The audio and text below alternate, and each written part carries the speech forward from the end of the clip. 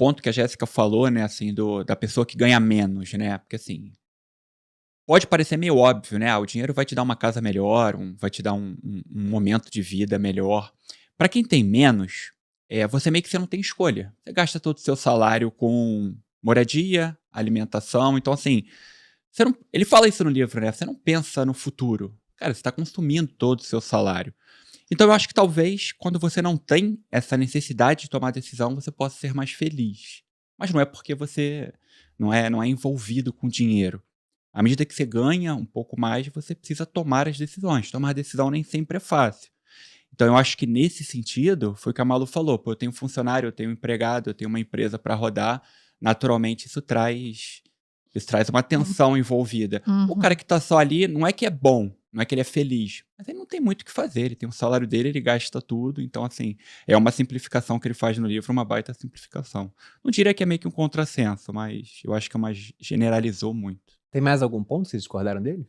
Não, discordar não, mas seguindo nessa linha do que você falou, Bruno, tem um outro ponto que muitas vezes, como a gente julga com a nossa cabeça, a gente tá analisando a nossa régua. De repente, aquela pessoa que a gente tá olhando ali e fala, meu Deus, como ele tá bem assim, ele não tem a menor ideia do que é ter essa régua de conhecimento um pouco maior.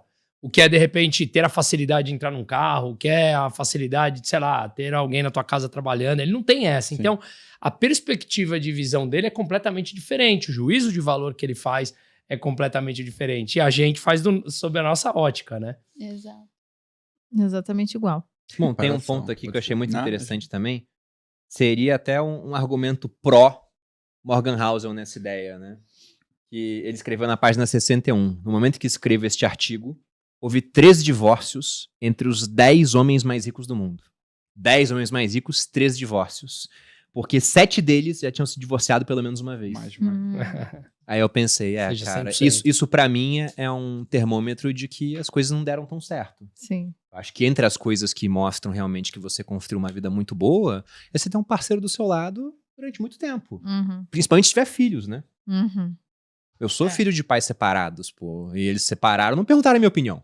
Sim. E a minha opinião era, não separa. Seria essa na época, né? Lógico que depois cada um refez sua vida. Eu tenho irmãos, né, que vieram de ambos os lados. Né? Amo meus irmãos, mas pra criança é muito melhor que os pais estejam juntos, né? Mas façamos um exercício, assim. Eu vejo, claro, eu tô com 43 anos, vocês agora com filho e tal. A tua realidade vai mudando. Você vai ficando mais próximo de amiguinhos dos pais da escola, tal, porque é o mesmo meio que você vive. Sim. E tal. Mas eu fico fazendo esse exercício comigo nessa linha do que você falou do divórcio, né? Eu vejo quantos casais de fato falam abertamente sobre dinheiro? Quantos têm problemas? Pensa assim, faz essa pesquisa interna no núcleo mais próximo de vocês. Quantos maridos de fato falam assim, cara, minha mulher não sabe tudo que eu tenho, tudo que eu ganho. Eu tenho vários clientes que falam pra mim assim, eu tenho essa outra conta aqui, minha mulher não sabe, não fala com ela, não sei o quê. Por quê? Será que isso também não é uma das grandes causas que quando descobre, aí não é pelo dinheiro, é pela mentira, por esconder. Infidelidade e por que financeira. esconder? Exato. E é o que eu falo para esses mais para falar, por que esconder? Assim, você casou, supostamente, você confia. O que você tá querendo esconder? Você já tá prevendo um divórcio lá na frente, então é o dinheiro escondido. Eu não consigo entender bem isso. Então talvez seja uma reflexão importante, que não é o dinheiro, mas é o comportamento das pessoas com relação ao dinheiro que acabam, de repente, motivando esse tipo de divórcio. Pra mim é também inaceitável, fico sem entender. Mas... Tem cliente meu que faleceu e a esposa só sabia do patrimônio no quando ele morreu. No falecimento. Que loucura. Mas ele deixou tudo organizado. Ela ficou bem, tá? Uma surpresa positiva, no caso, então. Uma surpresa positiva. Ela não fazia ideia. É melhor do que morrer tá cheio de dívida. Claro. Herdou aqui, ó, todas essas dívidas pra você. Assuma. Mas talvez, Bruno, a ideia dos bilionários da separação não seja só sobre dinheiro. É presença, é equilíbrio. Pode ser, né, cara? Porque assim, com 20 anos, pra mim era muito tranquilo sair do escritório às 11 horas da noite. Claro. Hoje é impraticável. Que é onde o dinheiro entra na situação. Então, Esse assim, é um ponto pô, muito se bom. você poupou, se você fez o dever de casa, hoje eu tenho o poder do não. Eu não vou aceitar esse cliente, eu não vou aceitar esse emprego, eu não vou aceitar essa tarefa. Então, assim, às vezes o bilionário tem dificuldade. Ele construiu algo tão grande, ele acha que depende sempre dele. Bom ponto. E às vezes a esposa ali fica de lado, a família fica de lado. Então, às vezes não é nem só pelo dinheiro. É verdade, eu acho que esse equilíbrio é muito difícil. Muito difícil. Até quando vale a pena ficar se esforçando por mais dinheiro, Por mais- sendo que você já tem o suficiente. Que diferença Seria faz, isso. né? Tipo assim, você vai ganhar 1 milhão a mais. Tá, vai mudar o que na sua vida? Mas esse 1 milhão a mais vai fazer com que você fique 1 hora menos com seu filho. A gente falou de experiência. Se fizerem um corte só sobre isso, tirando todo o contexto anterior, você vai ganhar 1 milhão a mais, vai mudar o que na sua vida? Tem sempre esse risco. A gente falou muito de real. experiência. Vou falar esse arrogante aí. A gente falou muito de experiência, você fazer uma viagem.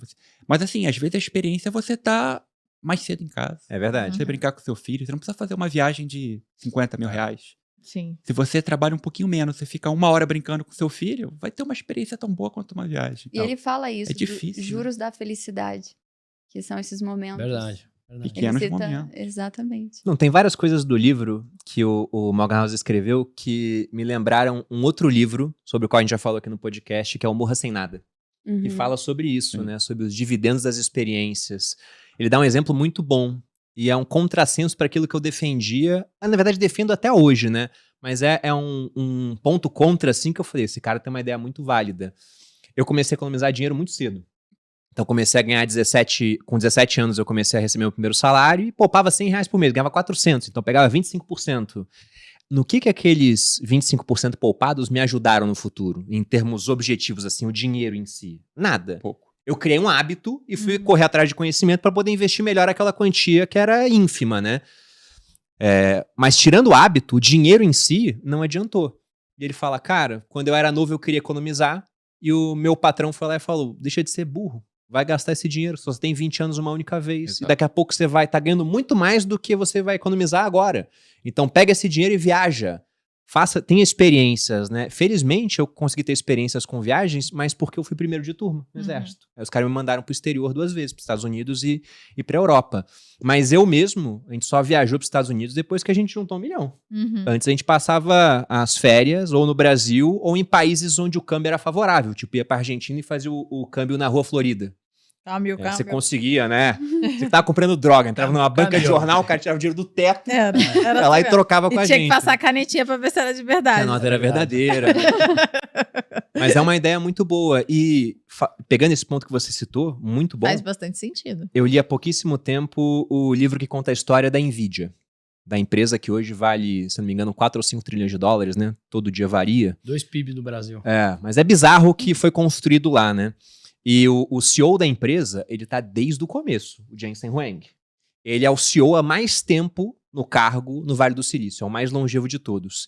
E no livro fica claro o quanto ele é obcecado pelo trabalho. Ele trabalha muito.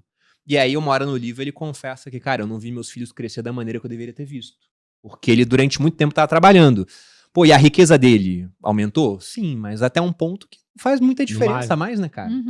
Tem uma frase do Naval Ravikant, que é muito boa, que ele diz que os vencedores em qualquer jogo são os que ficaram tão viciados a ponto de continuarem jogando, ainda que o resultado da vitória seja só um ganho marginal decrescente, né? Quanto ele ganha, mas é sempre um ganho cada vez menor comparado ao que ele já tem, a ponto de não fazer diferença. Ele é um viciado. Sim. Se você pega vários bilionários, o pessoal tem a ideia do bilionário herdeiro, né? Isso é a minoria, cara. O cara que fica bilionário trabalhando, ele é viciado naquilo. Trabalha pra Ele caramba, é bilionário, segue entendeu? trabalhando. E talvez por isso o casamento tenha sofrido. A ideia que a gente tem é que, pô, o bilionário trocou a esposa que construiu com ele por uma mais jovem. Pois é. Às vezes não, às vezes a esposa que falou, cara, Não dá aguento mais. mais. Não aguento mais. Exato. Chega. Não te vi, né? Não te vi há Exato. 20 anos. Nem Exato. te conheço mais. É um mero estranho em casa. Mas isso, eu acho que o ponto que você falou, Bruno, é muito interessante porque talvez dê pra achar pontos positivos ou corretos nas duas visões. Por exemplo, quando você tem 20 anos, a tua cabeça de começar a poupar faz todo sentido. Depois, quando a tua vida já está construída ou estabilizada, talvez você se dê esse luxo e possa viver. Eu vejo, por exemplo, meu pai, que ele é empresário, eles estão morando na Espanha, que minha mãe é espanhola, eles foram embora do Brasil agora em dezembro, né? Meu pai, depois que viu os 2 filhos em pé, ele falou assim, olha, educação, eu sempre falei que vou te dar tudo. Dinheiro, eu vou fazer de tudo para gastar tudo que eu tenho com a tua mãe. Provavelmente eu não vou conseguir, mas eu vou fazer de tudo para viver experiências. Então aí rodando o mundo, entendeu? Então, olha que privilégio, depois de 40 anos de casado, poder falar, tá bom, vou comprar uma casa lá, tô indo morar lá e acabou, porque sabe que os filhos estão de pé. Muito legal. Então você acha uma forma de, ao longo do tempo, ele que veio do nada, conseguiu nos 20 anos, como você falou, preciso poupar, para depois chegar no momento onde tá tudo estabilizado, falar, agora eu realmente talvez vou fazer de tudo para eu viver experiências. Não vou morrer sem nada, mas se morrer, vivi, fui feliz e deixei todo mundo em pé. É um privilégio poder chegar nesse ponto. Aí que eu falei, eu acho que a tua mentalidade nos 20 anos estava correta e depois a do livro, do Morra Sem Nada, também pode ser correta, dependendo da família que seja.